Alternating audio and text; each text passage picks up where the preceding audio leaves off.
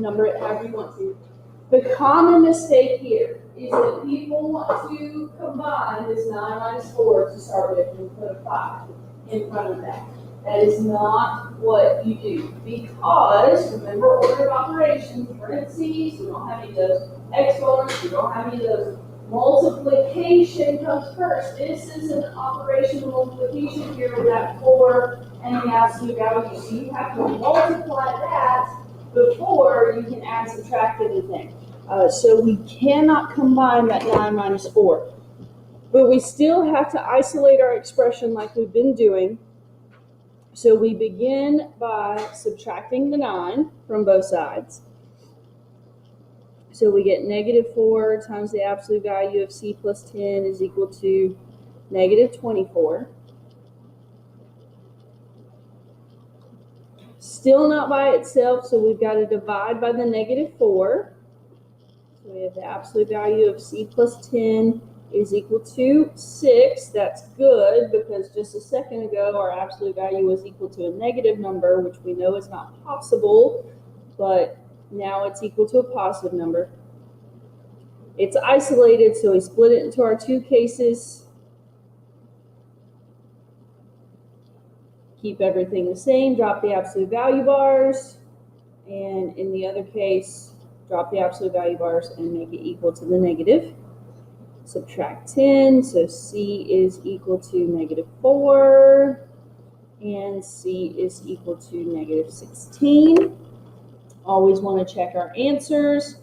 So negative 4 plus 10 is 6. 9 minus 4 times 6 is negative 15. Negative 16 plus 10 is negative 6. Absolute value is positive 6. And we have the same case. 9 minus 4 times 6 is negative 15. So both those answers are good.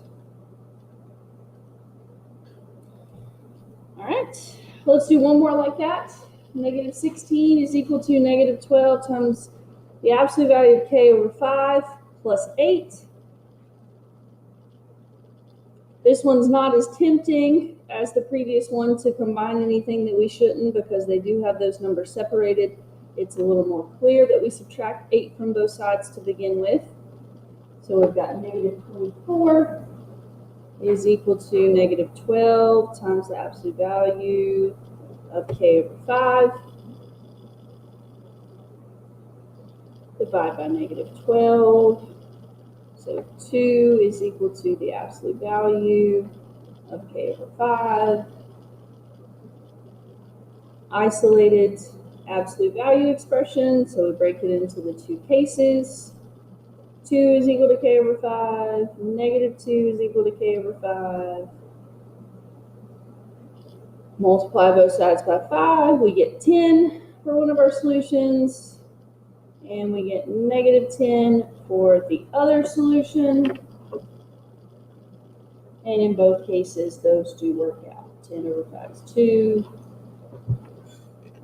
And it works out.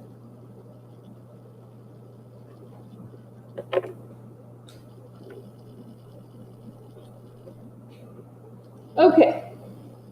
Now, similar scenario, but what's the difference in these next two examples? What's the difference in the next two examples that y'all see?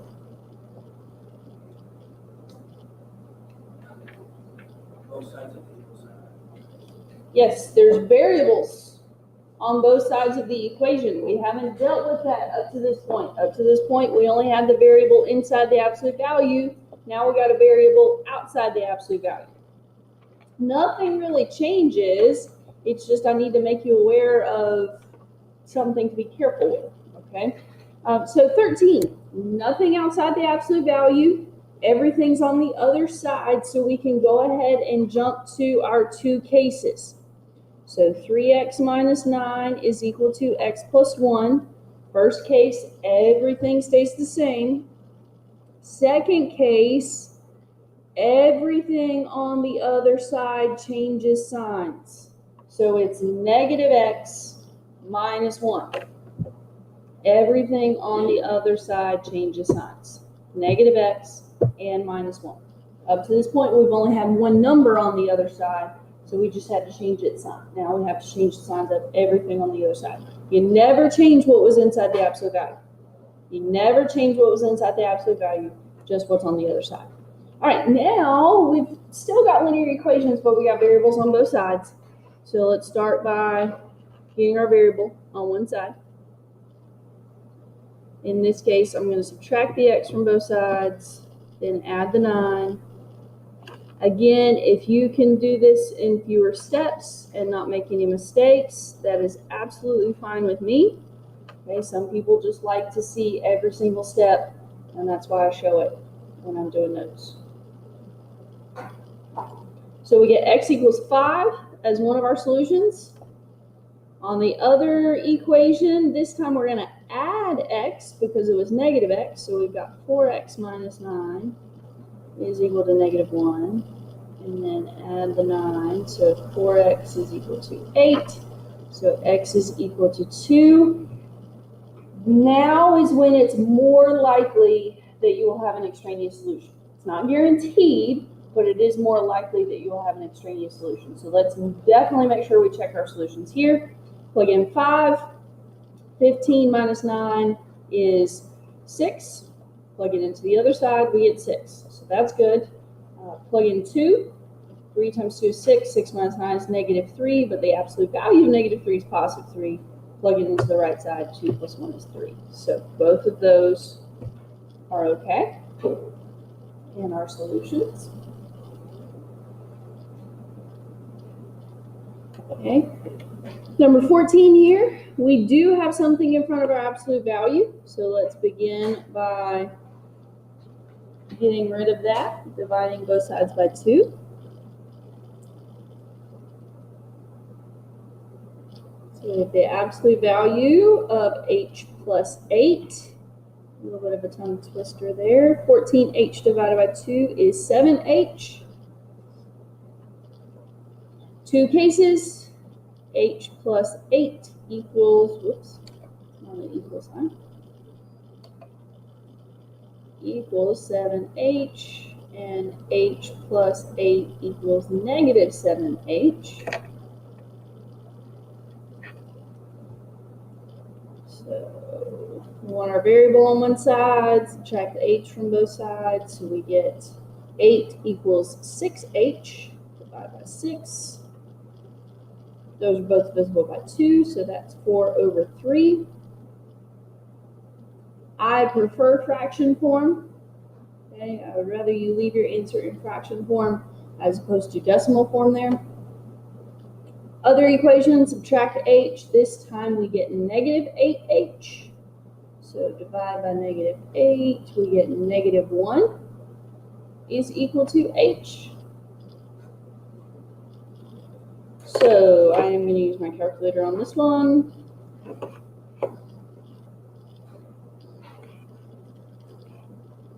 All right, 2 math over to num, absolute value, 4 over 3 plus 8. Is that equal to 14 times 4 over 3? It is, so that one works. When we plug in negative 1, if you want to, if you don't know this trick, you can press second enter and do it again, and it'll scroll through what you've put into the calculator, so you don't have to type it all in again, or you can just type it in all over again. 2 absolute value of negative 1 plus 8 is positive 14. What do I get when I plug it into the right side? Negative 14. Finally ran into an extraneous solution. Okay, finally ran into an extraneous solution. So 4/3 is our only solution to this equation. You just need to mark out the negative 1. Don't erase it.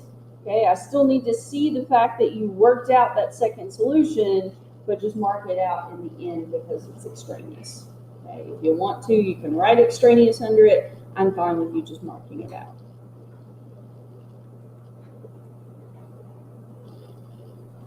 All right, 2 more, and then I'm going to let y'all practice with this. Okay.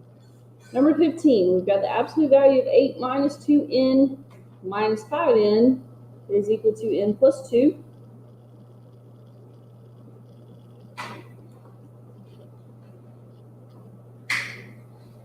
So again, step one, isolate the absolute value. We're subtracting a 5n to begin with, so we need to add 5n to the other side.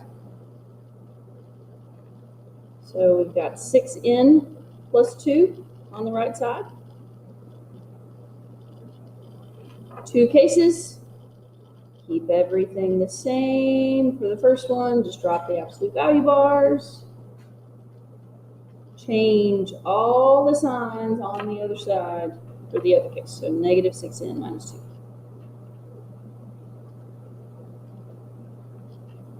Alrighty. Got variables on both sides. So we want that to be on one side. I'm going to add the 2n to both sides.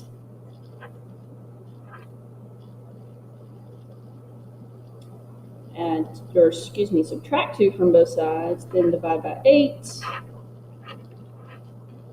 Both numbers are divisible by 2, so 6 over 8 reduces to 3 over 4.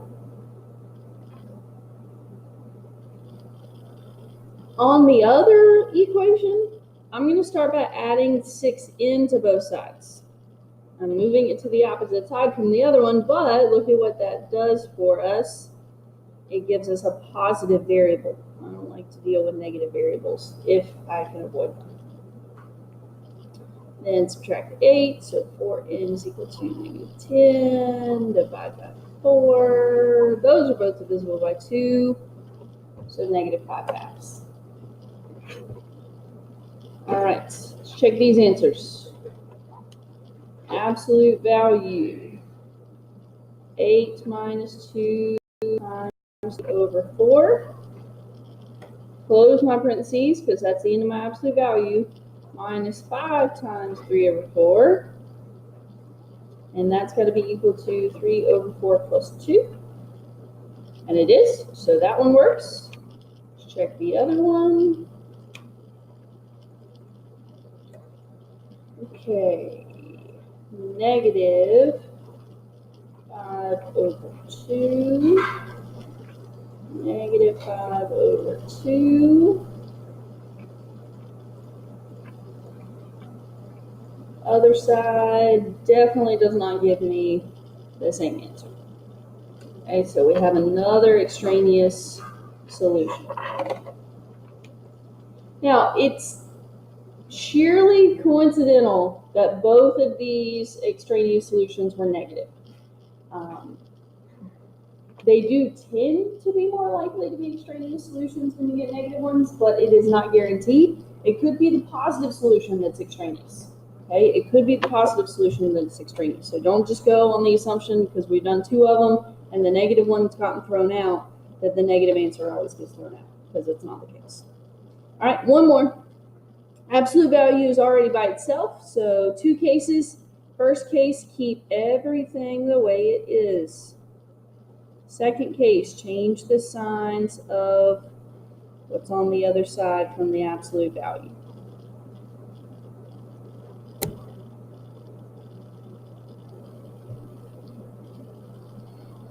All right, first case. Add the 4w to both sides. Negative 2 is equal to 10w plus 20. Subtract 20 from both sides. Negative 22 is equal to 10w. Divide by 10. Both divisible by 2, so it reduces to negative 11 over 5. Other one, subtract 4w from both sides. 2 is equal to 2w plus 20.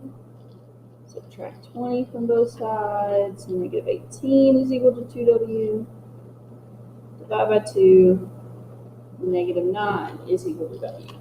Both of our solutions are negative this time. So do they both work? Does only one work? Do neither of them work? Let's find out. Negative 4 times negative 11 over 5 minus 2. Absolute value, 6 times negative 11 over 5 plus 20. Okay, that one works. How about the negative 9?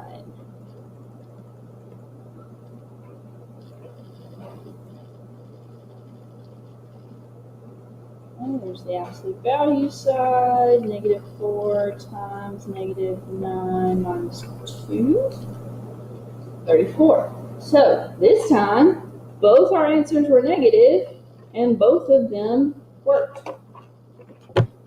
So you don't always have an extraneous solution. Sometimes you have an extraneous solution. We didn't look at an example, but sometimes both of them are extraneous solutions. Okay, sometimes both of them are extraneous solutions and you don't have a solution at all.